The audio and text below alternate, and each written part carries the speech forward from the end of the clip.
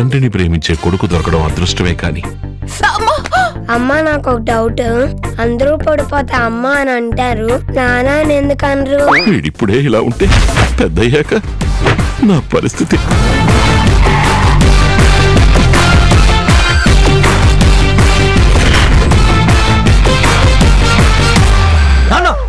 ఆ పొట్టండి లాక్కో. నీ వయసులో అందరికి వాకింగ్ ఫ్రెండ్స్ ఉంటారు, ఇదిగో ఇలా ఈటింగ్ ఫ్రెండ్స్ ఉంటే ఇలాగే తయారవుతారు. రై, ఈ ప్రపంచంలో నీ ఒక్కడికే ఉన్నాడా తండ్రి? ఇంకెవరికి లేరా?